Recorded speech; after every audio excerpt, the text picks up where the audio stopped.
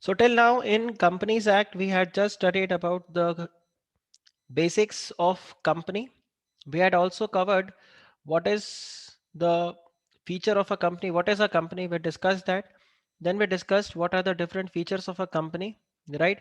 The applicability of Companies Act and also the evolution of the Companies Act, right? So now we will be going ahead where we will be again discussing things which are related to this separate legal entity and how this separate legal entity will be again ignored. So this is what is called as the corporate wheel.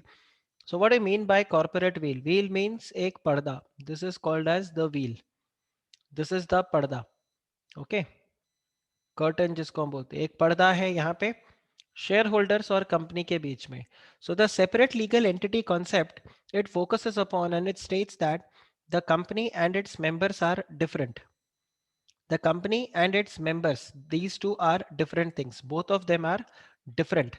But as far as your uh, certain situations are concerned where we will say that this wheel would be lifted, there will be a piercing which will be done in this and we will see who is doing the work, whether it's the company or it's the shareholders. So fundamentally, if you discuss the company and the shareholders, these two are different. But then there will be situations where we are going to say that the company and the shareholders, they are not same. They are, sorry, the certain situations which will be there where we are going to say that the company and the shareholders, both are what? Both are same. Okay. So now let's discuss this where it states that about the corporate wheel. So corporate wheel, it refers to the concept where we say that the company is identified separately from its members. So the company and the members both are different. So corporate wheel, you can also say it is the separate legal entity concept, right? So this is the separate legal entity concept. Now if you see here, the term corporate wheel refers to that the concept that the members of the company are shielded from the liability of the company's action. So if there is a debt which is on the company, that does not mean that the debt is to be paid by the shareholders. The shareholders should not be liable for the debts which are there for the company, and that's how the corporate wheel this protects the shareholders from the acts of the company. Soon we are going to also study the concept of lifting up of the corporate wheel. So here we are going to study this lifting up of the corporate wheel. So when we say lifting up of the corporate wheel, this particular concept, this protects outsiders. Okay. So the lifting up of corporate wheel, this is going to protect the outsiders. And when we talk about the corporate wheel protects the shareholders of the company. Tell me, is this clear? Is this clear?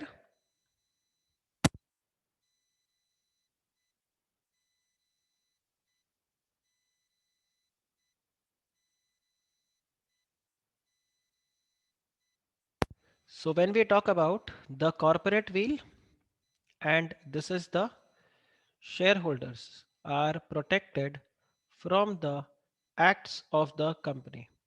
This is the corporate wheel. And then we are going to have the lifting up of the corporate wheel. So here this case is there, Salomon versus Salomon. So rarely you will find a student who has studied Companies Act and have not read Salomon versus Salomon. You will never find a person who has not read Salomon versus Salomon. This is one of the basic case law which every person who reads company law will go through. Now I'll tell you what was the fact of this case and you decide whether the corporate wheel should be lifted or the corporate wheel should be there. So you have Mr. Salomon. Okay. You have Mr. Salomon and Mr. Salomon is running his business independently as a sole proprietor, right? And then there are certain suppliers. So we have P, Q, R, X, Y, Z, A, B, C. So there are 9 people, different suppliers. So who are they? They are the suppliers and they are the creditors of Mr. Salomon. So they supply raw materials and all on credit to Mr. S. Now Mr. S, this Salomon, what he did, he converted his sole proprietorship into a company, right? He converted that into a company, right? Once he converted that into the company, he still continued the trade. So technically, these suppliers earlier they were trading with Mr. Salomon as a sole proprietor, and now they are selling, they are working or they are doing business with the company which is called as Salomon Company.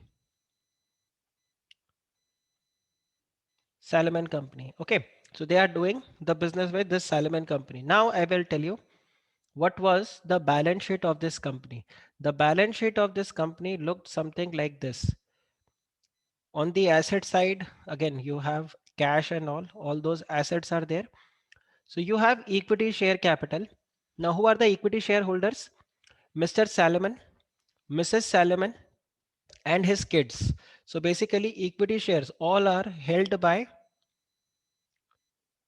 you can say, Salomon and his family members, right?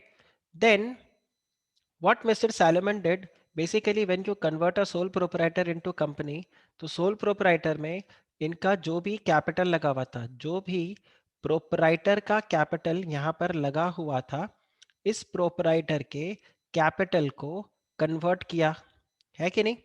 जब आप company बनाओगे तो इस proprietor के capital को convert किया, and this was converted into two parts. It was converted into equity shares, okay, and it was also converted, rather I would say it was converted into equity shares, and balance portion was converted into secured debentures. Guys, do you get it? Do you get this? आप facts को पूरा समझ पा रहे हो यहां पर क्या हुआ, राइट? और जो बैलेंस रह गया, बैलेंस में यहां पर जो थे वो कौन है? These are unsecured creditors. These are unsecured creditors and your suppliers here, right? Okay. Now, let's presume the secured debentures. These secured debentures were for, और let's say, बाद में आपको मैं बताता हूँ क्या हुआ. ये जो कंपनी था, ये कंपनी बंद हो गया. So when this company was closed, तो ये जब कंपनी को वाउंड अप किया हमने, राइट? और जब वाउंड अप किया तो यहाँ पर आप देखो स्टेटस ऐसा था, assets realised let's say 40,000 versus, अब लाइबिलिटीज आपको मैं बताता हूँ. Let's say equity share capital was 50,000 rupees. ये जो सिक्योर्ड डिबेंचर्स है, these secured debentures was for 40,000 rupees. और ये जो अनसिक्योर्ड क्रेडिटर्स है, दीज अनसिक्योर्ड क्रेडिटर्स, ये था let's say another, this is also 40,000 rupees. आप ऐसे समझो. नाउ जब भी ये बिजनेस वाउंड अप हुआ तो ये जो अनसिक्योर्ड क्रेडिटर सेड जो थे, इन्होंने क्या बोला कि एक स्टांस ये था that this 40,000 rupees should be paid to unsecured creditors, right? These should be paid to unsecured creditors because business किसका है? बिजनेस मिस्टर सैलमन का है. तो मिस्टर सैलमन को पैसा कैसे मिलेगा? पहले आप बाहर वालों को पे करोगे, फिर हमें पैसा मिलेगा. वर्सेस यहां पर हो गया झगड़ा, क्योंकि मिस्टर सैलमन ने क्या बोला? It should be paid to mister Salomon. ना मिस्टर सैलमन ने यहां पर क्या बोला कि देखो, मैंने अपने आप को सिक्योर्ड डिबेंचर्स इशू किया है, so I am a secured debenture holder. तो जब भी डेट्स पे होगा, पहले सिक्योर्ड डेट्स पे होंगे और बाद में अनसिक्योर्ड डेट्स पे होंगे. तो इनके जो क्रेडिटर्स थे उन्होंने बोला सही बात है कि पहले सिक्योर्ड डेट्स पे होना चाहिए और बाद में unsecured debts. But tell me one thing, ये सिक्योर डेट्स किसका है? आप ही का तो है. और ये कंपनी किसका? ये कंपनी भी आपका. तो how can you demand money from the company and you put it in your pocket whereas the outsiders are not paid? तो आप मुझे बताओ केस किसने जीता होगा? मिस्टर सैलमन ने या अनसिक्योर्ड क्रेडिटर्स ने?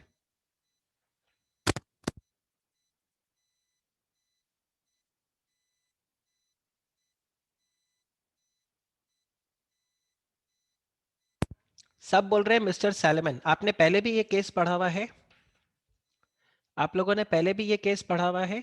मिस्टर सैलमन, सब मिस्टर सैलमन बोल रहे हैं। क्यों? Why mister Salomon? आप मुझे बताओ, आप अगर अपना बिजनेस बंद करोगे तो पहले बाहर वालों को पे करोगे, खुद को पे करोगे?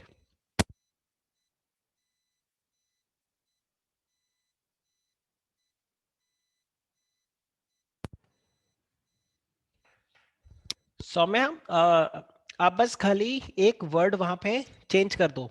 Instead of writing firm, just write company and mister Salomon are different. Correct Aparajita, जो आपने बोला separate from his company. So Mr Salomon and his company both are different. So if he has given any loan to the company, so definitely first claim किसका रहेगा? उन्हीं का रहेगा, क्योंकि वो secured loan था. What if Mr. Salomon had converted his entire capital into equity shares? तब भी क्या उन मिस्टर सैलमन को पैसा मिलता?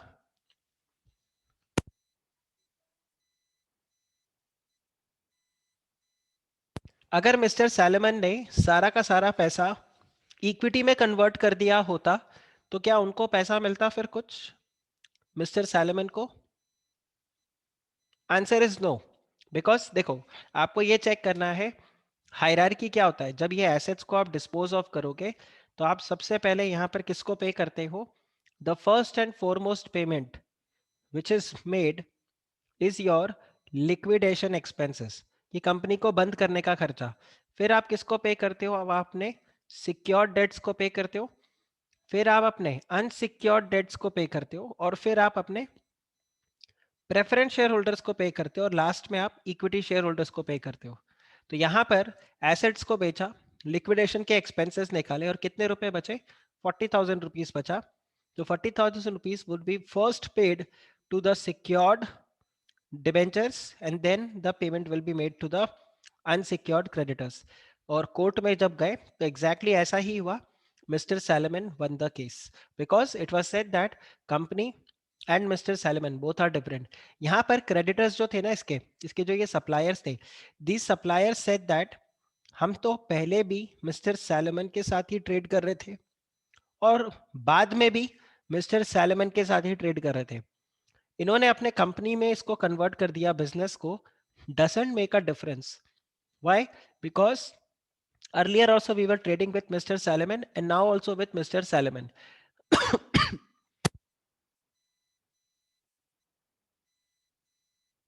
To which the court said that no, you cannot say that earlier you were trading with Mr. Salomon and now also you are trading with Mr. Salomon. Now you are not trading with Mr. Salomon, now you are trading with the company, and company and Mr. Salomon both are different. So if there is a secure debt which is owed by the company, owed by the shareholder, that needs to be paid before, वहां पर आप ये नहीं बोलोगे कि ये तो owner ही है कंपनी का। Okay guys, clear?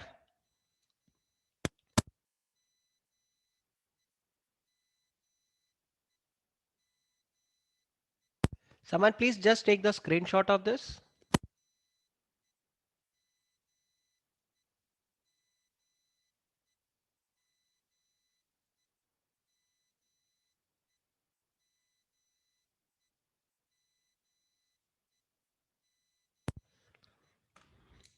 So ये Salomon versus Salomon का केस था. Now you have to read this case, okay? Just read this case and you will understand. So ultimately यहाँ पर ये point आपको ध्यान में रखना है कि इस judgment से क्या निकल गया. So whenever you read a judgment, of course you read the context, you read what was the situation, but ultimately judgment से आपको क्या निकालना होता है कि इस judgment का impact क्या हुआ. What is the impact of this judgment? So the impact of this judgment is that the company at law is a different person altogether from its subscribers to the memorandum. तो जो मैंने आपको बताया, जिन्होंने company को incorporate किया है, though it may be that after incorporation the business is precisely as same as it was before, and the same persons are the managers and the same person receives the profit, but here in that case the company is not the in law the agent of the subscribers, nor they are trustee for them. And same way, nor are the subscribers as member will be liable in any shape or form except to the extent and in the manner which is provided in the act. So members का liability कितना रहता है? Members का liability सिर्फ रहेगा जितना amount आपको वहां पर पे करना है अपने शेयर्स के ऊपर. जो भी आपका liability शेयर्स के ऊपर रहेगा, that is going to be your maximum amount, right, for your payment. Okay. अब देखिए यहाँ पर this is, अब ये एक पॉइंट और आपके पास आता है, lifting up of the corporate veil. So lifting up of the corporate veil कैसा है? This is again exception to your corporate veil वाला, because here it says that there will be certain situations where we are going to pierce the corporate wheel, और हम फिर यहाँ पे check करेंगे कि भाई इस कंपनी के अंदर रियल ओनर कौन है. ठीक है, who is the real owner in the company, who is doing the act. तो कल मैंने जैसे आपको बताया कि company is a artificial person, so company can not run itself, company would be run by the agents. जो agents तो basically क्या, it's board of directors, so people are going to work on it. अब अगर मैं आपको यहाँ पे बताऊं, लेट्स से कि अगर कंपनी में मैं कुछ फ्रॉड करूं and later on if I से कि यार फ्रॉड मैंने तो किया नहीं है, ये तो कंपनी ने फ्रॉड किया, मेरा लाइबिलिटी तो limited, can I do so? Answer is no. वहां पर मैं ये नहीं बोल सकता company and its members both are different. यहाँ पर क्या देखा जाएगा? It will be same. और आपके मॉड्यूल के अंदर कुछ केसेस है. Now I will tell you in your exam, from your exam perspective, this is very very important. This is the most important case when you will see it in the exam. And to just give you a comfort, आप ये देखो मैंने अभी अभी national law university के अंदर I had taught, and you won't believe I had covered the same topics what are you going to study, right? Because ये company law का बिल्कुल आपका बेसिक्स है. तो आप देखो यही इनके साथ मैंने, ये उनका पीपीटी मैं आपको दिखा रहा हूँ. Can you see their PPT? Can you see this? Okay, you cannot see this PPT. Okay, so just see, I have taught them these topics. Now, of course, I will be teaching them far more topics of directors and other provisions जो आपके CA final में है. But again, if you see, we start all with the fundamentals. ये देखो यही commander societies, royal chartered, bubble act और ये सब है. हालांकि हमने इतने डिटेल में डिस्कस नहीं किया because obviously it's not needed for you all. But ये देखो यही हिस्ट्री हमने कवर किया और यही फीचर्स हम लोगों ने सब कवर किए. Correct? all these things we had covered. अब यहीं पर आ जाता है आपका lifting up of the corporate wheel and all those things. तो ये आप देख लीजिए, this is to determine the enemy character and ये सब आपका पूरा सिनेरियो आ गया यहाँ पे, राइट? यही सब आपके पास पूरा है. अब हम यहाँ पर देखो तो यही आपका कॉर्पोरेट व्हील वाला जो प्रोविजन था, ये देखो. तो ये आपको ध्यान रखना है कहाँ कहाँ पर कैसे कैसे वर्कआउट करता है. सो why I'm showing you all these things, just to give you a comfort that what you are studying is again precisely what uh, you know every person whosoever reads company law, जो भी यहाँ पे company law को पढ़ेगा, whosoever is going to read the company law, उनके लिए भी ये सेम प्रोविजन रहेगा, उनको भी यही पढ़ना होगा. ठीक है? तो अब यहाँ पर क्या है, कुछ केसेस आप लोगों के साथ में मैं यहाँ पे डिस्कस करूंगा. फंडामेंटल केसेस ये है. उसके बाद में आप जब भी आगे कोई भी एक्ट को पढ़ो, सी आज का जो लेक्चर रहेगा मैं आपको बताता हूँ, this is again going to be a base for your topics which you will be studying in CA final also. Okay, whenever you are going to study in your CA final, तब तक आप ये सारे topics को cover करोगे. Because there are so many things which are there, जहां पर ये lifting of the corporate wheel होता है, ये पियर्स किया जाता है ये कॉर्पोरेट व्हील. कुछ कुछ प्रोविजंस हैं जो आप शायद समझ सकोगे, तो मैं आपको फाउंडेशन लेवल पे ही बताऊंगा. और कुछ ऐसे प्रोविजंस हैं, मतलब अब जैसे मैं आपके साथ में इंसॉल्वेंसी बैंक्रप्सी कोड डिस्कस करूंगा तो you will all get confused, क्योंकि आपको आईबीसी नहीं पता. तो वहां पर भी आप देखो इस तरह से lifting up of the corporate wheel होता है. इसी तरह से आप फॉरेन एक्सचेंज जब देखते हो तो वहां पर भी होता है. कितनों ने वो मूवी देखा है, मूवी नहीं वो सीरीज, दिस वन स्कैम 1992, कितनों ने देखा है ये? Has anyone seen that scam 1992? Richika Smith आप लोग, निहाली आप लोग बोलते हो. उसमें आप देखते हो that CBI officer he says the कि मुबारक को मैं अभी जाऊंगा तो ईडी वाले तुम्हारे पीछे आएंगे. Have you seen that? जब वो अरेस्ट हो जाता है, जेल में रहता है, तो उसको बोलता है ना ईडी वाले आएंगे अभी, तो उनको लग रहा है फॉरेन एक्सचेंज में कुछ घपला किया है आपने. वो सीन याद है आपको, जेल में मच्छर वाला सीन होता है, मच्छर काट रहे, कछुआ छाप जलाओ। Have you seen that? Right. तो वो जो ईडी है, ED is again, ED what ED does, ED also does the same thing. ED would again pierce the corporate veil and would say that यार ये काम ना हर्षद मेहता की कंपनी ने नहीं किया, ये काम हर्षद मेहता ने किया है, ठीक है। So just to give you a context, just to give you a context, कि आप कुछ अगर कहीं पर फ्रॉड करोगे, किसी लॉ के वायलेशंस और को करोगे, तो वहां पर आप ये नहीं बोल सकते कि कंपनी लायबल है, क्योंकि यहाँ पर एक्चुअल में क्या देखा जाएगा कि ये काम करने वाला कौन है। तो नॉर्मली अगर आप देखोगे तो कॉर्पोरेट व्हील को लिफ्ट नहीं किया जाएगा, कंपनी शेयर होल्डर हमेशा उसको अलग अलग ही ट्रीट किया जाता है। So most of the cases you will find Salomon versus Salomon only. But then there are certain situations जहां पर आप क्या करोगे, फ्रॉड अगर होगा या आप कुछ झोल वाला सिचुएशन, जहां पर भी झोल वाला सिचुएशन होगा, wherever you will find that a fraud is going to happen, wherever government will feel that you have just formed the company so that you can uh, misuse some of the law, right? आप circumvent एक word होता है law में, काफी common word होता है circumvent। now what do you mean by circumvent? circumvent का मतलब होता है सरपास कर जाओ, ठीक है। दिस इज मतलब ये लॉ है, ये लॉ है, और ये आप ऐसे से आ रहे हो, आप स्ट्रेट अवे आओगे तो आप लॉ के साथ यहाँ पे आपको लॉ रोक देगा। आप क्या करते हो, आप कुछ ऐसा प्रोविजन करते हो जिससे आप इस तरह से चले जाते हो। इसको हम बोलते हैं सरकमवेंट करना, मतलब आपने क्या कर दिया यहाँ पे, लॉ को सरकमवेंट कर दिया। तो you may find some of the situations where if you try to circumvent the law, loopholes, या so it's exactly because of the loophole you circumvent the law. So loopholes की वजह से आप circumvent करते हो law को, ठीक है। तो यहाँ पर आपको तीन चार चीजें मैं आपको दिखाता हूँ, और हम कॉर्पोरेट व्हील को समझेंगे। So why I am telling you all this, because आगे भी जब आप ये कॉर्पोरेट व्हील को पढ़ोगे तो इसके कॉन्टेक्स्ट को आप दिमाग में रखना कि कब कॉर्पोरेट व्हील हटेगा और कब कॉर्पोरेट व्हील नहीं हटेगा, आपको ये चीज चेक करना है। Okay guys, clear? ये पॉइंट आपको क्लियर हुआ? ये वाला पार्ट आप लोगों को क्लियर हुआ कि इसको आपको कैसे समझना है? Don't study from the exam perspective कि सर एग्जाम में इतना सही है तो इतना सही पढ़ना है। Don't study from just from the exam perspective, just study from the perspective that you have to understand this entire concept that is going to be applicable throughout. Okay,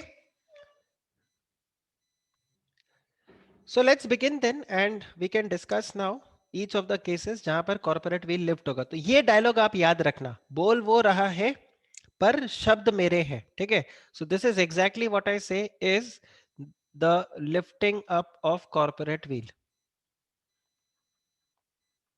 ठीक है। चलिए, तो आप यहाँ पे देखो सबसे पहले क्या रहता है, चलो एक काम करता हूँ, चार पांच पॉइंट्स है, ये देखो ये है आपके। जब आप ट्रेड करोगे अपने एनिमी के साथ तो हमें पता करना होगा कि भाई ये कौन है, उसमें आएगा। जब आप टैक्स की चोरी करोगे तो कॉर्पोरेट व्हील लिफ्ट हो जाएगा। जब आप कंपनी को फॉर्म करोगे जस्ट एज योर एजेंट तो कॉर्पोरेट व्हील लिफ्ट हो जाएगा। जब आप अपने लीगल ऑब्लिगेशंस को अवॉइड करोगे तो कॉर्पोरेट व्हील लिफ्ट हो जाएगा। और अगर आप कोई इलीगल या इम्प्रॉपर यूज के लिए कंपनी को बनाओगे तो भी कॉर्पोरेट व्हील को लिफ्ट कर दिया जाएगा। Now let's discuss each and every point. अब देखो यहाँ पर ट्रेडिंग विद द एनिमी, यहाँ पर आप देखो trading with the enemy. Now tell me, Indian government ने बोला है, ठीक है, जस्ट एक example, Indian government has said that आपको किसी भी चाइनीज कंपनी के साथ काम नहीं करना है, ठीक है। So Indian government has again ordered not to trade with Chinese company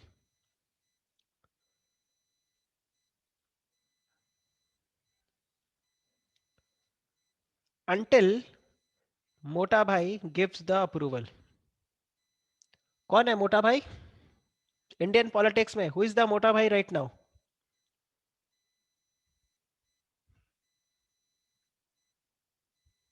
Modi ji is not Mota Bhai, Amit Shah, right? And Amit Shah is the home minister. So until ministry of home affair approval is obtained,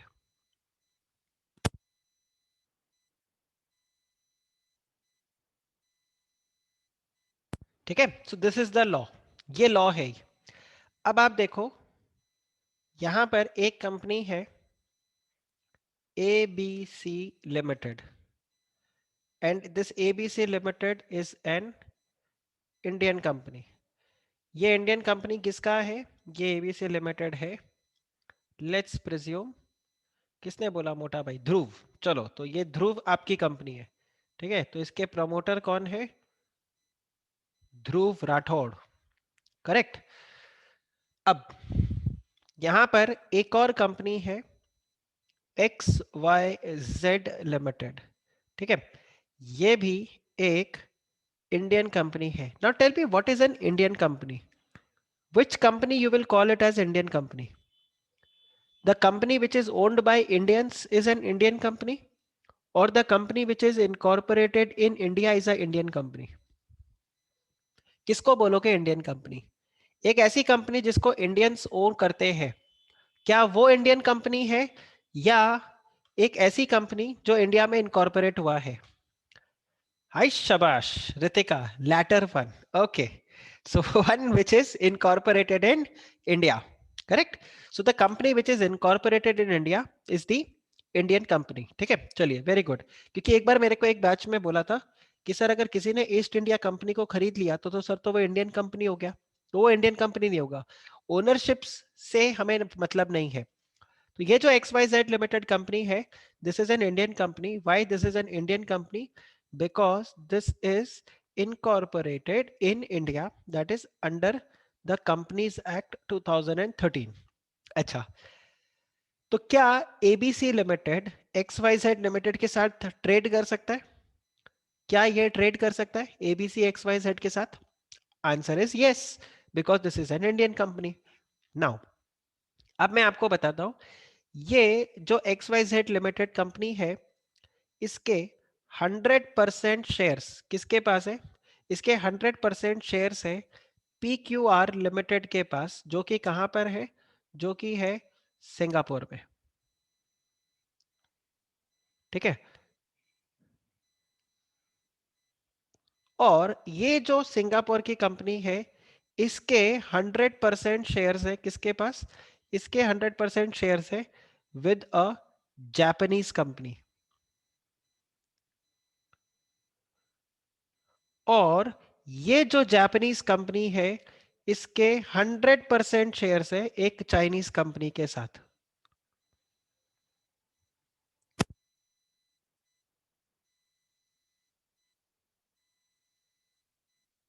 now tell me, can XYZ limited trade with ABC limited?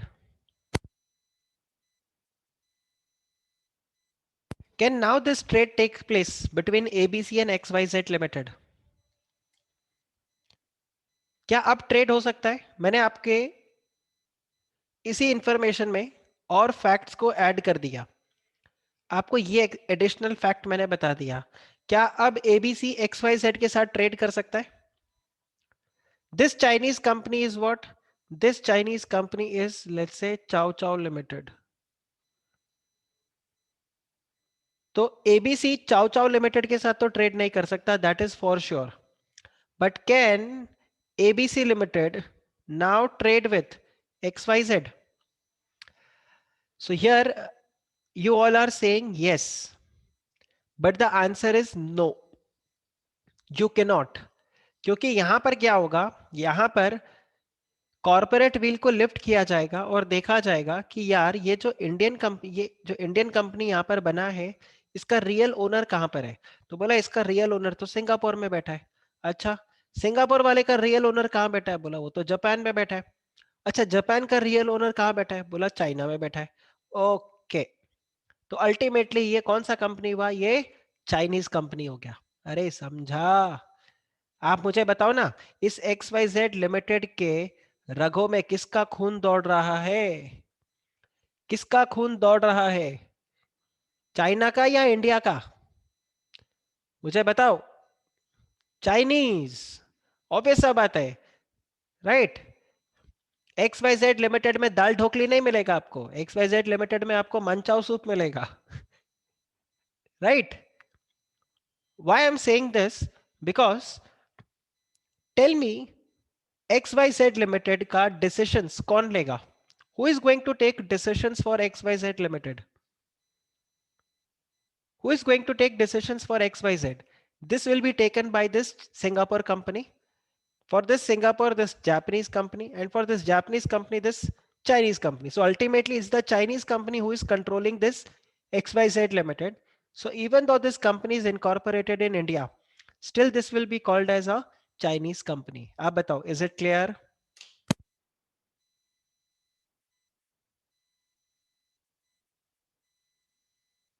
Right आज की date में आप देखना बहुत सारे ऐसे projects हैं जिस प्रोजेक्ट के अंदर चाइनीज कंपनीज को मना कर दिया है कि आप चाइनीज कंपनीज हो, आप इन्वेस्टमेंट नहीं कर सकते, यू कैन इन्वेस्ट। कई सारे ऐसे प्रोजेक्ट्स होते हैं इंफ्रास्ट्रक्चर प्रोजेक्ट कि कहीं पर लेट्स से डैम बनाना है, रोड्स बनाने हैं, फ्लाईओवर बनाने हैं, तो वहां पर क्लियरली बोल दिया कि चाइनीज कंपनी को हम आने नहीं देंगे।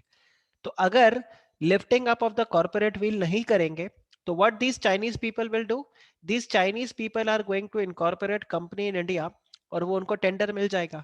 तो आप देखो जो काम आप डायरेक्टली नहीं कर सकते अब आप इनडायरेक्टली कर रहे हो। आया समझ में? अरे आया समझ में गाइस? ये समझ में आया कि नहीं? ये क्लियर हुआ ना? तो यहां पर आपको ये प्रोविजन ध्यान रखना है। So ultimately the corporate veil is going to be lifted और वहां पर ये चेक किया जाएगा that who is the owner, who is the real owner of the company. So you will get to know the real owner of the company is this Chinese company और China के साथ तो हमारा झगड़ा चल रहा है। तो ultimately we can not allow this Chinese company to work in India. Okay, so just read this.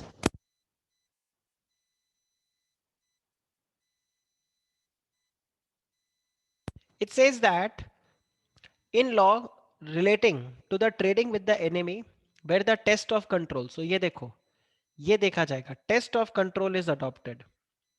Ultimately remote control किसके पास है? राइट रिमोट कंट्रोल किसके पास है आपको ये देखना है।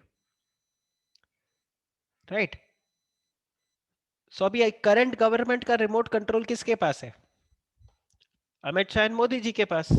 अल्टीमेटली अमित शाह मोदी जी ने अगर बोल दिया कि ये काम होना है तो वो काम हो जाएगा और अगर उन्होंने बोला कि ये काम नहीं होना है तो वो काम नहीं होगा। राइट इससे पहले वाला जो गवर्नमेंट था उसका रिमोट कंट्रोल किसके पास था? सोनिया गांधी के पास। सोनिया गांधी बोले कि ये करना है तो ये हो जाएगा, वो उन्होंने बोला कि ये नहीं करना तो वो नहीं होगा। तो यहाँ पर आपको बस खाली क्या चेक करना है, you have to see the test of control. So the leading case in point is this company Daimler company versus Continental tyre rubber limited. और यहाँ पर यही देखा गया था that in the public interest what will be done, the shell of the company, corporate shell will be broken, that will be cracked just to ascertain who are the real owner of this company and whether this company is a friend or this is a enemy company। ठीक है तो यहां पर वो वाला चीज जाएगा और अल्टीमेटली यहां पर यही रीजन दिया गया था कि कंपनी को कौन चलाएगा? Natural person. So if the natural person, okay, if the natural person is from the enemy territory, it's from the enemy jurisdiction, the company is also the enemy company, okay?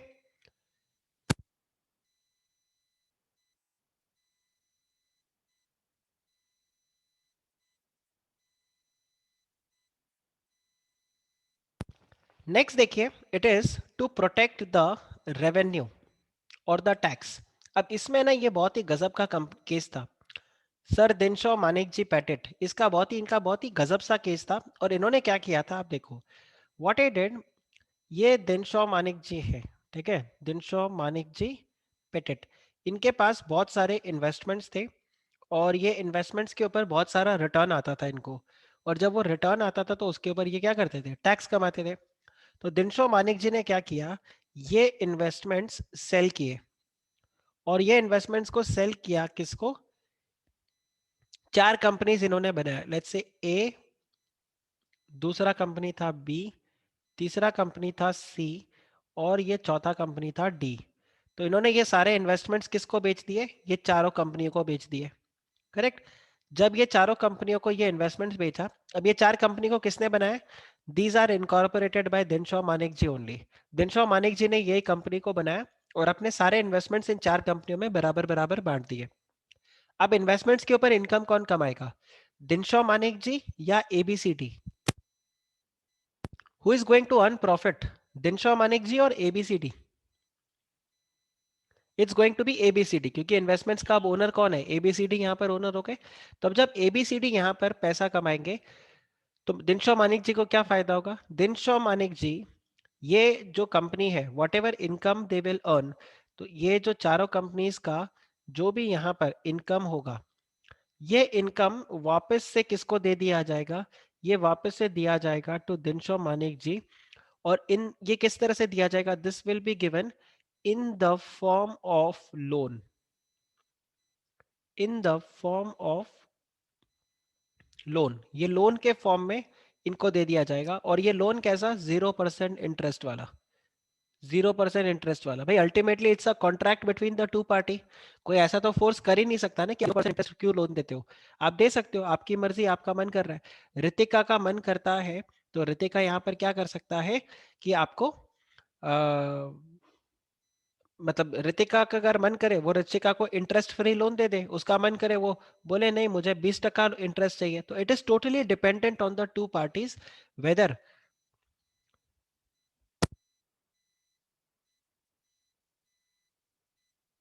So Ritika, it's totally up to you whether you want to give interest free loan or you want to charge 20% interest. And if you are giving loan to, let's say, Rishik, or you want to give loan to Manav, and you're giving loan to both of them and you're saying that no, 20% interest चाहिए तो चलेगा, and both of them agree to give you 20%, absolutely fine. If they take loan from you and you are saying that 0% interest, you are okay with it, then there is no problem, right? Of course, the contract should not be coercion और undue influence, it's a valid contract, that's absolutely fine। तो ये चारों companies ने क्या किया, interest free loan, जो भी ये इनकम कमाते थे हर साल, ये इनकम दिनशॉ मानिक जी को दे देते थे, किसके फॉर्म में, लोन के फॉर्म में। अब अगर आप इनकम का बात करो, इज लोन योर इनकम, क्या लोन आपका इनकम होता है? आपने अगर बैंक से लोन लिया तो क्या गवर्नमेंट आपसे उसके ऊपर टैक्स लेगा? Answer is no. So loan is not your income, therefore Dinshaw Manik ji को टैक्स नहीं पे करना पड़ा। ये जो टैक्स था ये टैक्स दिनशॉ मानिक जी को पे नहीं करना पड़ता था। अब यहाँ पर क्या देखा गया, यहाँ पर कोर्ट ने बोला कि बॉस ये जो अरेंजमेंट है ये तो बोगस अरेंजमेंट है। क्यों बोगस अरेंजमेंट है, क्योंकि ultimately who is the owner, the owner is Dinshaw Manik ji. पहले भी इनकम दिनशॉ मानिक जी के पास आ रहा था, अभी भी दिनशॉ मानिक जी के पास आ रहा है। और ये जो चार कंपनीज है ये क्या है, दीज आर बोगस कंपनीज। ये आपने बोगस कंपनीज को बनाया है जो बेसिकली यहाँ पर क्या कर रहे हैं, जबरदस्ती कॉर्पोरेट व्हील को यहाँ पर यूज कर रहे हैं। सो अगेन ये आपका वैलिड नहीं माना जाएगा। सो इस केस के अंदर कॉर्पोरेट व्हील को लिफ्ट किया गया और क्या बोला कि भाई ये जो चार कंपनियों का इनकम है ये अल्टीमेटली आप ही का इनकम है, ये सब लोन वोन का सब झमेला हटाओ, दिनशॉ मानिक जी आप ही टैक्स पे करो। तो आप देखो कॉर्पोरेट व्हील को लिफ्ट किया गया। सो अगेन अगर आप यहाँ पे देखो, it was held that company was not genuine at all and merely the assessee himself disguised under a legal entity of a limited company. The assessee earned huge income by way of dividends and interest. So he opened some companies and purchased their shares in exchange of his income by way of dividend and interest. So the income was transferred back to the assessee by way of loan. So court decided that these private companies were sham and corporate wheel was lifted and to decide the real owner of the income. आप बताइए, is this clear?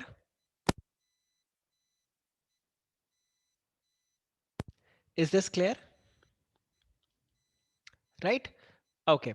फिर आप देखिए यहाँ पे हम अगर देखते हैं third point, to avoid the legal obligation. अब लीगल ऑब्लिगेशन को अवॉइड करने के लिए आप क्या करते हो, तो यहाँ पर देखो क्या हो गया, ये जो वर्कमैन थे, वर्कमैन और ये कंपनी थी एसोसिएटेड रबर इंडस्ट्री, ठीक है, ये एसोसिएटेड रबर इंडस्ट्री थी। इस कंपनी को अपने एम्प्लॉयज को क्या करना था, बोनस पे करना था, ठीक है। अब बोनस पे करने के लिए इनका पास इनकम आना चाहिए, तो जो वर्कमेंस थे इन्होंने बोला कि हम मेहनत करके कंपनी को तैयार कर देंगे और इस साल में हम प्रॉफिट कमा लेंगे पक्का, और अच्छा खासा हम प्रॉफिट कमाएंगे। तो आप एक काम करना, ये एश एसोसिएटेड रबड़ इंडस्ट्री जो था उसको क्या बोला कि आप हमें बोनस दे देना। और बोनस कितना देना, बोला 10% ऑफ द प्रॉफिट्स आप हमें बोनस दोगे। ओके, कंपनी ने मेहनत, मतलब जो वर्कर्स है उन्होंने मेहनत किया और मेहनत करके कंपनी को प्रॉफिटेबल बना दिया। अब जब इन्होंने कंपनी को प्रॉफिटेबल बना दिया तो टोटल प्रॉफिट कितना आ गया, जस्ट मैं आपको ये अमाउंट्स करेक्ट नहीं है, जस्ट डमी अमाउंट के साथ कॉन्सेप्ट आपको बता रहा हूँ। तो यहाँ पर इन्होंने 10 लाख रुपए का प्रॉफिट कमाया। Now the owners of the company said that यार 10 लाख पे 10%, 1 लाख रुपया बोनस देना पड़ेगा, ये तो बहुत ज्यादा है। So what these people did, the owners of this company, they created one more company, और वहां से क्या कर दिया, अपने इनकम को ट्रांसफर कर दिया दूसरे कंपनी को। ठीक है, और एक कंपनी जो नया इन्होंने बनाया, वो नए कंपनी में और कुछ काम नहीं था, सिर्फ यहाँ से जो एसेट्स ट्रांसफर हुए वही थे उसमें। तो अल्टीमेटली हुआ क्या, जो 10 लाख का प्रॉफिट दिख रहा था, वो प्रॉफिट आप ऐसे समझ लो 6 लाख रुपए का हो गया। अब जब वो प्रॉफिट 6 लाख रुपए का हो गया, तो इन्होंने बोला देखो 6 लाख पे 10%, हम तो आपको सिर्फ 60,000 रुपए का ही बोनस दे सकते हैं, क्योंकि प्रॉफिट ही कितना हुआ है, 6 लाख रुपया हुआ है, तो उसका 10% हमने कमिट किया था, तो we will pay you 60,000 rupees profit. अब जब ये सीन वर्कर्स ने देखा तो उनको बड़ा गुस्सा आया, कि उन्होंने बोला कि यार ये तो हमारे साथ धोखा किया आपने, क्योंकि आपने क्या कर दिया, ये जो कंपनी थी, ये कंपनी जबरदस्ती आपने बनाया, और यहाँ से प्रॉफिट्स को आपने डाइवर्ट कर दिया, और डाइवर्ट करने के बाद अब आप बोलते हो कि इसके ऊपर आपको बेसिकली प्रॉफिट कम हुआ है, तो we will not let you, और we can't give you enough bonus year. अब ऐसे केस में जब ये लोग कोर्ट में गए, तो कोर्ट में जाने के बाद कोर्ट ने क्या बोला कि यार ये जो तुमने कंपनी बनाया है, एसोसिएटेड रबर इंडस्ट्रीज, आपने जो ये नया कंपनी बनाया है जहां पर आपने ये प्रॉफिट्स को डाइवर्ट किया है, ये आपने बोगस कंपनी बनाया। किस लिए बनाया, ताकि आप लीगल ऑब्लिगेशंस को अवॉइड कर सको, अपने बोनस वगैरह को पे करना जो आप तो था, इसी के लिए इसको हटाया गया। और क्या बोला कि बॉस ये क्या है, ये एक शेल कंपनी है, एक शैम कंपनी आपने यहाँ पे बनाया है, ठीक है, जिसका और कोई यूज नहीं था, आपने सिर्फ बोनस कम देना है अपने एम्प्लॉयज को, इसके लिए आप ऐसा कर रहे हो। और कॉर्पोरेट बिल को लिफ्ट किया गया, एंड अकॉर्डिंगली यहाँ पर दोनों कंपनीज को सेम माना गया, और वर्कर्स को जितना बोनस मिलना था उतना बोनस मिला। आप बताओ, is this clear? Is this clear, ये वाला केस आपको समझ में आ रहा है कैसे कैसे यहाँ पर घोटाला होता है, right? So this was another way जहां पर कॉर्पोरेट बिल को लिफ्ट किया गया था। फिर अगर आप यहाँ पर चेक करते हो, तो यहाँ पर ऐसा है कि the company is just acting as a agent. ये वाले केस में अगर आप देखो, the company is just acting as a agent. अब इसमें आपको मैं दो केसेस बताऊंगा, एक तो जो मॉड्यूल में दिया है वो तो है ही, इसके अलावा मैं आपको एक दूसरा केस बताऊंगा जहां पर अगेन इस तरह से एजेंट की तरह ही यूज किया गया था। अब बेसिकली यहाँ पर क्या हो रहा है, आप देखो एक कंपनी है, उसको डिस्क्वालीफाई कर दिया है। आप ऐसे समझो, आप इस तरह से देखो, आप टेंडर समझते हो, do you understand tender? Tender आता है, डू यू अंडरस्टैंड टेंडर? आपने इससे पहले कभी सुना है टेंडर के बारे में? What is tender? ओके, तो सपोज करो आप ऐसे समझो, लेट्स से सितपुरा क्लासेस को मार्कर्स खरीदना है, तो वो कैसे खरीद सकते हैं? वो जाएंगे, या आप ऐसे फॉरगेट दैट सितपुरा क्लासेस नहीं, आप ऐसे एग्जांपल लो, मैकडोनल्ड्स, मैकडोनल्ड्स को बर्गर बेचना है, तो वो बर्गर तो खुद मैन्युफैक्चर करेंगे अपना, बट मैकडोनल्ड्स वाला बोलता है हमें सॉस चाहिए, टमाटो केचप। तो टमाटो केचप के लिए, वो टमाटो केचप तो वो खुद नहीं बनाएंगे, तो वो क्या करते हैं, वो न्यूज़पेपर में एक ऐड देंगे, और क्या बोलेंगे, that in a year we would require, let's say 5 lakh litre of tomato ketchup. So हमें टमाटो केचप कौन सप्लाई करेगा? कॉन्सेप्ट समझा आपको? That who is going to supply tomato ketchup, और whosoever is interested in supplying the tomato ketchup, please आप अपना अपना quotation मेरे को भेज दो। आया समझ में? स्मिथ, समझ में आया ये वाला सिंपल? सिद्धपुरा क्लासेस के लिए आप देखो, हमें मार्कर्स चाहिए, ठीक है, तो हमने बोला कि ओके, एक तरीका हम स्टेशनरी दुकान में जाके खुद ही मार्कर खरीद लेंगे। दूसरा तरीका क्या होता है, हम एक न्यूज़पेपर में ऐड देते हैं, और हम बोलते हैं जो लोग भी मार्कर बेचना चाहते हैं वो आकर हमें क्या करे, अपना कोटेशन भेज दें, और उसके हिसाब से ये टेंडर निकलता है। अब ये जो टेंडर होता है, इस टेंडर के अंदर आप कई बार टर्म्स एंड कंडीशंस डालते हो कि कौन सप्लाई कर सकता है, कौन सप्लाई नहीं कर सकता है, ऑल दो सिनेरियो। तो यहाँ पर एक आपने जो गवर्नमेंट ने टेंडर निकाला था, और गवर्नमेंट ने जब टेंडर निकाला तो गवर्नमेंट ने एक टर्म्स एंड कंडीशंस यहाँ पे क्या दे दिया कि जो भी यहाँ पर सप्लाई करेगा, whosoever is going to be the supplier, इस सप्लायर को कोई भी लॉस नहीं होना चाहिए। ये कंडीशन था, इसको एक भी लॉस नहीं होना चाहिए। अगर आप एक लॉस मेकिंग कंपनी हो, पिछले 5 साल में अगर आपको कभी भी लॉस लगा है,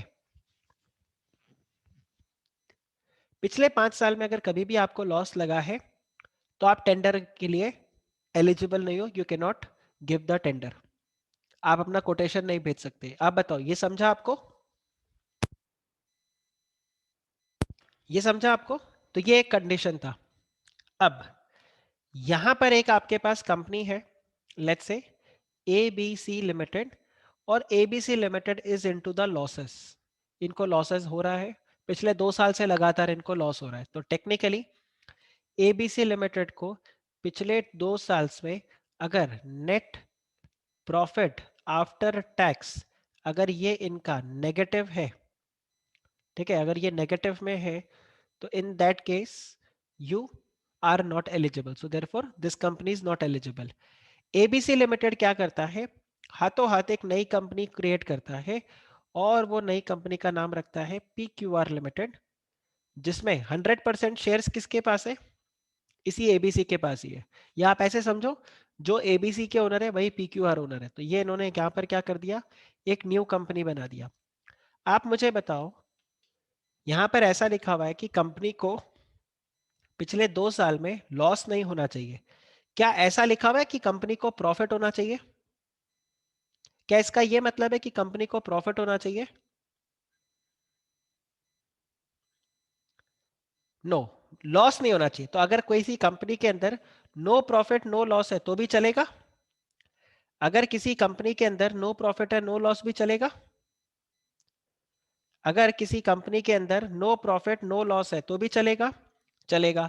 तो एबीसी ने बोला मैं तो टेंडर के लिए नहीं जा सकता, ठीक है, एबीसी ने बोला मैं तो टेंडर के लिए नहीं जा सकता, मैं ये टेंडर लेकर रहूंगा। तो इसके फ्रेंड्स ने बोला ऐसे कैसे ले लेगा? बोलता देख, मैंने एक नया कंपनी बना लिया पी क्यू आर लिमिटेड, ये जाकर वहां पर टेंडर के लिए अप्लाई करेगा, और जब टेंडर फॉर्म में पूछेगा कि do you have losses in last 5 years, तो ये पी क्यू आर लिमिटेड बोलेगा no, I don't have any losses in the last 5 years, और वो बोलेगा इस हिसाब से मुझे टेंडर मिल जाएगा। इस तरह से करके उसने जो फॉर्म था पी क्यू आर लिमिटेड का, उसने टेंडर फॉर्म भर दिया और कोटेशन भेजा, और रिलैक्स होके ऐसे म्यूजिक सुन रहा था।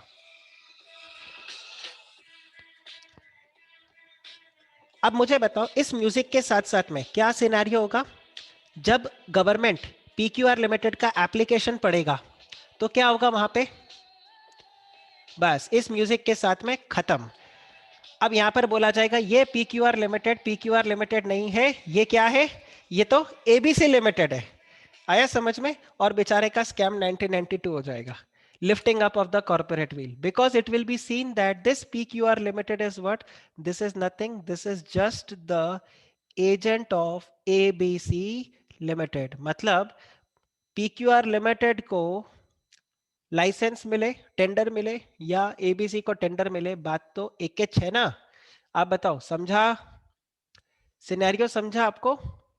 राइट जब भी मैं बताता हूँ lifting up of the corporate wheel हो, कुछ भी ऐसा इस तरह से करके सिनेरियो, कॉर्पोरेट फ्रॉड और इन सब में, दिमाग में सबसे पहले, मतलब मैं तो यही, जब से स्कैम 1992 आया तब से तो मैं तो ऐसा ही म्यूजिक लेता हूँ, और फिर इसको समझता हूँ कि ऐसा ऐसा करके पूरा प्लॉटिंग हो सकता है, और बाद में फिर पीछे से आएगा डंडा मारते हुए सीबीआई ऑफिसर, और बोलेगा हट बे, तो ये तो एक ही है, तुम दोनों एक ही कंपनी हो, right? So here you will not get it. आप बताओ, इज दिस क्लियर? तो ये देखो, where the company, so sometimes the company will be regarded as the agent or the trustee of its member or of the another company, and may be deemed to have lost its individuality in favor of the principal। और यहां पर क्या हो जाएगा, hence the principal will be held liable for the acts of the company। and in fact अगर मैं आपको बताऊं, ये सब केसेस है ना आज की डेट में भी होता है, ये सब केसेस आज की डेट में भी होता है, और सुप्रीम कोर्ट तक केसेस जाते हैं इन सारे पॉइंट्स के ऊपर, कि boss Who was controlling? Should the corporate wheel be lifted or the corporate wheel should not be lifted? इस केस में आप बताइए, इज दिस क्लियर? तो यही जैसे इस कंपनी के अंदर हुआ था, वो खुद लाइसेंस नहीं ले सकता था, तो उसने क्या कर दिया, एप्लीकेशन एक नए कंपनी के नाम पे भेज दिया और उसका एप्लीकेशन यहाँ पर क्या हो गया, वो रिजेक्ट हुआ. Okay. Then when the company is formed for the fraud or improper conduct or to defeat the law, तो अगर आप कोई भी लोन वगैरह लेके आपका प्लानिंग ऐसा है कि कंपनी के लोन से, सो एक और चीज देखो, ये मैंने यहाँ पर कंपनी बनाया, ठीक है, कंपनी के पीछे मैं खड़ा हूं, मैं गया बैंक के पास, मैंने बैंक को बोला बैंक बैंक आप एक काम करो, मेरे कंपनी को लोन दे दो. बैंक बोला ओके, आप क्या करोगे, मैं बोला इस लोन से मैं यहाँ पर बिजनेस करूंगा. ठीक है, मैं बिजनेस करूंगा और उसके लिए आप मुझे लोन दे दो, और कंपनी को लोन दे दिया. सैलमन वर्सेस सैलमन नया नया पढ़ा था मैं, मेरे को लगा मैं भी ऐसे पैसा लेके भाग जाएगा. फिर मैंने क्या किया, ये कंपनी का जो मतलब जो भी यहाँ पे बैंक से मेरे को लोन मिला था, वो लोन कंपनी की तरफ से आया और मेरे पॉकेट में डाल के मैंने बोला उला ला ले लो, राइट, और पैसे लेकर मैं भाग गया यूके. अब मुझे बताओ, ये बैंक जब वसूली करने के लिए आएगा तो कैन आई से नहीं नहीं नहीं, आपने तो लोन किसको दिया था, कंपनी को दिया था, कंपनी से जाके लोन लो. क्या ऐसा होगा, क्या ऐसा होगा यहाँ पे? Answer is no. और यहाँ पर the corporate veil would be lifted and it will be said that कि आपने ये जो कंपनी बनाया था सॉरी, ये जो आपने कंपनी बनाया था, इसका मेन ऑब्जेक्टिव क्या था? इसका मेन ऑब्जेक्टिव था सिर्फ ये पैसे को लेकर भागना, साइफनिंग ऑफ मनी, इसको हम बोलते हैं साइफनिंग ऑफ मनी. ठीक है, तो आपका मेन ऑब्जेक्टिव खाली यही था कि आप ये लोन के पैसे को लेकर भाग जाओ. इसीलिए आपकी कंपनी और आप दोनों को एक ही माना जाएगा, और आपने डिफ्रॉड करने के लिए, आपका ऑब्जेक्टिव था only to defraud the creditors. So that's the reason you have incorporated this company. So please repay this money and the owner will be made to repay the money. आप बताइए, is this clear?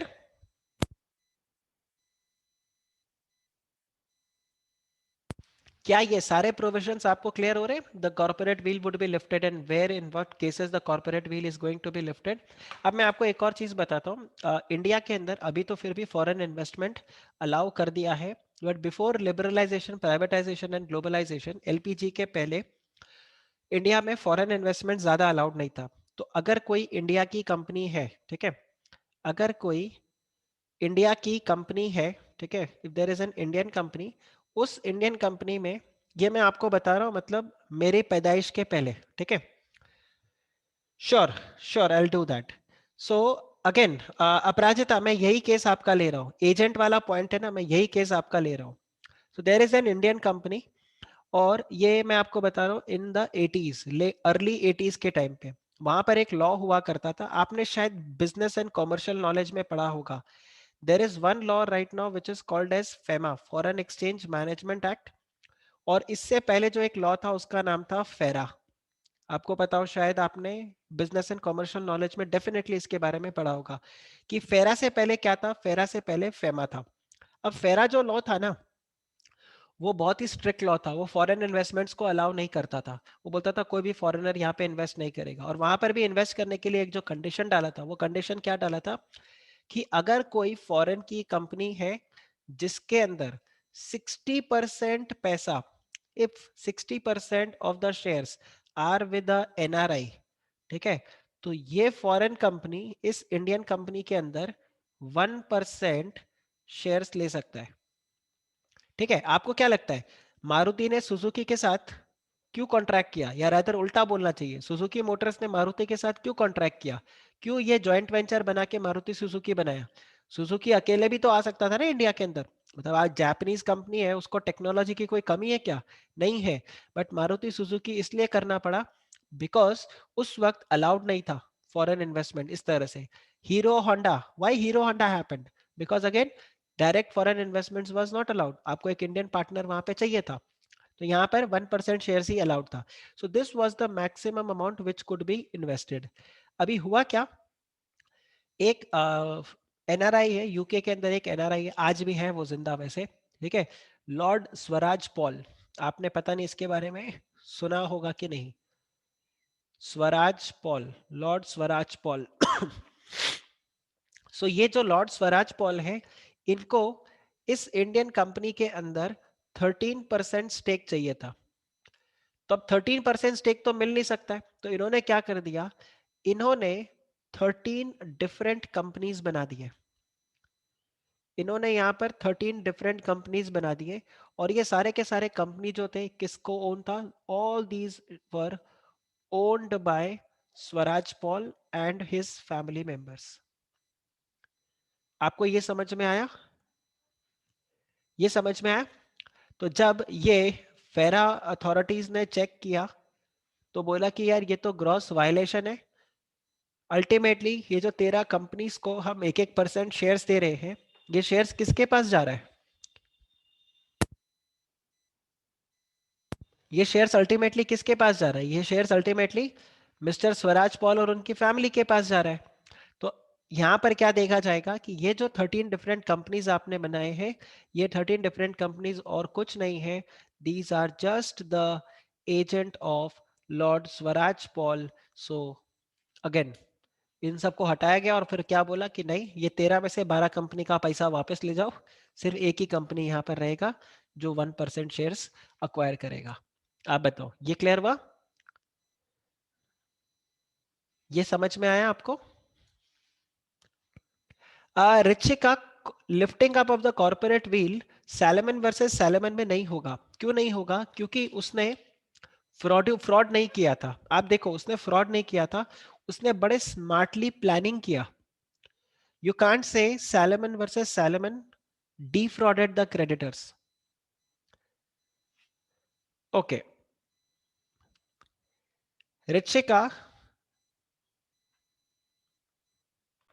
So in case of Salomon versus Salomon, Mr. Salomon had not defrauded the creditors. Normal course of business में उन्होंने अपने sole proprietor को convert कर लिया company के अंदर, और बड़े स्मार्टली उन्होंने अपने कैपिटल को कन्वर्ट किया।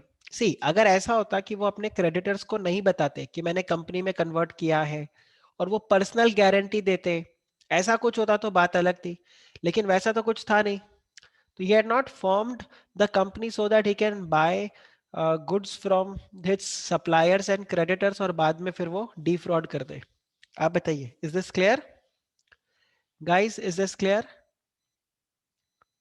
is this clear ये वाला पार्ट, राइट। तो सैलमन वर्सेस सैलमन में ऐसा नहीं होगा, राइट। मॉड्यूल में इट्स सेड कि वो फ्रॉड है, नहीं नहीं नहीं, गलत है वो। सैलमन वर्सेस सैलमन में उन्होंने डिफ्रॉड नहीं किया था। अगर फ्रॉड किया होता ना, अगर देखो प्राइमा फेसी अगर आप देखो तो ऑब्वियसली वो एक तरीके का फ्रॉड ही हुआ, लेकिन लीगली वो फ्रॉड नहीं है। सी व्हेन वी से whether it is a fraud और नॉट, तो आपको फ्रॉड को एस्टैब्लिश करना पड़ेगा, तो लीगली वो फ्रॉड के डेफिनेशन में नहीं जाता। प्राइमा फेसी अगर आप देखोगे तो सही बात है यार, अल्टीमेटली तो उसी की कंपनी है, पैसे उसी के हैं, राइट। तो बाहर वालों को पैसा मिलना चाहिए था, लेकिन as per companies act, as per contract act, it is not a fraud, it is not a fraud. ये आया समझ में। विजय माल्या के केस में, चलो विजय माल्या के केस में आप बताओ, विजय माल्या ने क्या फ्रॉड किया था क्या, विजय माल्या ने फ्रॉड किया था, मुझे बताओ। विजय माल्या को जब लोग फ्रॉड बोलते हैं ना, तो कई बार मुझे ऐसा लगता है कि गलती, मतलब ये तो नहीं बोलूंगा कि विजय माल्या ने बिल्कुल दूध का धुला है, ठीक है। विजय माल्या गड़बड़ तो किया, लेकिन विजय माल्या से भी ज्यादा बड़ी गलती किसने करी, बैंक्स ने करी। क्यों, क्योंकि विजय माल्या ने जब लोन मांगा था किंगफिशर एयरलाइंस को, तो आप मुझे एक बात बताओ, आप लोन किसको दे रहे हो, आप विजय माल्या को तो लोन दे रहे हो, या आप किंगफिशर एयरलाइंस को लोन दे रहे हो, आप लोन किसको दे रहे हो, बैंक ने किसको लोन दिया था, विजय माल्या को लोन दिया था या किंगफिशर एयरलाइंस को। It was Kingfisher airlines, it was the Kingfisher airlines जिसने बैंक से लोन लिया था। अब आप मुझे एक बात बताओ, आप एज अ बैंकर आप एक ऐसे कंपनी को लोन दे रहे हो जो कॉन्स्टेंटली लॉसेस में है, ठीक है, जो कॉन्स्टेंटली लॉसेस में है, जिसमें कोई प्रॉफिट नहीं हुआ, और उसके जो जिस मार्केट में वो है, क्योंकि उस समय एयरलाइन बिजनेस में बहुत ज्यादा कंपटीशन हाई जस्ट हुआ ही था, तो इतना ज्यादा कंपटीशन है कि लगता नहीं है कि यहाँ पर कोई प्रॉफिट वो कमा पाएगा, और कोई प्रॉफिट आते हुए आसार भी नहीं लग रहे। तो आप क्यों लोन दे रहे हो? विजय माल्या ने तो किंगफिशर के लिए लोन मांगा, और वो उसका एक बेबी प्रोजेक्ट था। ठीक है, वो उसका एक बेबी और ड्रीम प्रोजेक्ट था कि किंगफिशर एयरलाइंस होना चाहिए। तो वो किंगफिशर एयरलाइंस लेके आया और उसने बोला कि प्रॉफिट कमा लेगा, आज नहीं तो कल वो प्रॉफिट कमा लेगा। और बैंक्स उसको लगातार लोन देते गए। क्यों? क्योंकि बोला अरे विजय माल्या है। आज की डेट में आप देखो, आप अगर रिलायंस इंडस्ट्रीज को लोन देते हो, तो you are giving loan to the company, और you are giving loan to mister Mukesh Ambani. You are giving loan to the company. But जैसे आज की डेट में अपन ऐसे बोले ना कि मुकेश अंबानी ने लोन का डिफॉल्ट किया, तो लोग हंसेगा आपके सामने। बिल्कुल वैसा ही विजय माल्या के लिए हुआ था, कि अगर विजय माल्या, कोई ऐसा सोच भी नहीं सकता था कि विजय माल्या फ्रॉड, फ्रॉड तो नहीं, डिफॉल्ट कर देगा लोन के अंदर, या उसकी कंपनी डिफॉल्ट कर देगी। बिकॉज एनीवे उनका जो लिकर कंपनी था, यूनाइटेड ब्रेवरीज, राइट, किंगफिशर, वो वैसे भी बहुत ज्यादा प्रॉफिटेबल कंपनी था। तो ऐसा लग नहीं रहा था कि वो डिफॉल्ट होगा ऐसा। बट जब डिफॉल्ट होना शुरू हुआ और किंगफिशर एयरलाइंस पे नहीं कर पाया, तो इन्होंने पैसे फंडिंग्स को रोक दिए, क्रेडिटर्स का पेमेंट, तो वहां पर फिर चीजें गड़बड़ होने लग गई। और फिर सबने क्या बोला कि यार विजय माल्या फ्रॉड है, विजय माल्या फ्रॉड है। मैं अभी भी बोलता हूँ विजय माल्या क्लीन चिट नहीं है, लेकिन वो उतना बड़ा फ्रॉड भी नहीं है जितना बड़ा फ्रॉड उसको बना दिया गया। ठीक है, तो वो वाला सिनेरियो यहाँ पर आ जाता है। उससे ज्यादा बड़े बड़े फ्रॉडस्टर्स इंडिया में बैठे हुए हैं, जिनका कुछ नहीं हुआ है, जिनका लिटरल में अभी तक कुछ भी नहीं हुआ है। उससे बड़े बड़े फ्रॉडस्टर्स आपके पास यहाँ पे बैठे हुए हैं। तो किंगफिशर एयरलाइंस के अंदर भी ऐसा ही केस था। बट ठीक है, लॉ तो लॉ है, यहाँ पर फ्रॉड किया तो किया। आप बताओ, ये clear? Guys this is clear. Bad boys billionaire आप लोग देखना, हालांकि वो इतना ग्रेट सीरीज उन्होंने बनाया नहीं, वो बन सकता था और भी अच्छा बन सकता था, लेकिन वो इतना अच्छा सीरीज बनाया नहीं उन्होंने। It could have been very good series, एक अच्छा केस स्टडी था। And as a chartered accountant ये सब आप लोगों को ऐसे डॉक्यूमेंट्रीज अगर आपको मिलते हैं ना, तो you should watch it, you should really watch it, you will understand. And Scam 1992 तो मैं बोलता हूँ it's a must series, you all should watch it, though I haven't watched it myself, मेरे को अभी तक टाइम मिला नहीं है उसको देखने का। But probably while I will be traveling from Assam to Mumbai, that time I will do binge watch, उस समय मैं कर लूंगा पक्का। But do watch it, it's actually very good। And उसमें जो सबसे अच्छा, मैंने सिर्फ एक ही एपिसोड उसका अभी तक देखा है। Best part, the way they have explained things, they've explained it in a very simplistic manner। जितने कॉम्प्लेक्स टर्म्स है, तो आपके जो बिजनेस एंड कॉमर्शियल नॉलेज में चैप्टर 6 के अंदर पार्ट ए जो है, वो उसी के अंदर कवर हो जाएगा आपका। आप बहुत सारे टर्म्स को वहां पर कोरिलेट कर पाओगे। ओके, चलिए let's go ahead then and do the next topic. अब आपके पास आता है यहाँ पर, what are the different types of companies here. Okay, ये टॉपिक मैं आप लोगों को आज नहीं करवाऊंगा। This topic we are not going to do it today, क्योंकि ये काफी बड़ा टॉपिक रहेगा। Okay guys, then we'll call it off for the day. That's it for today's lecture, right? We'll cover this in the next lecture then. Okay, take care, bye bye, thank you.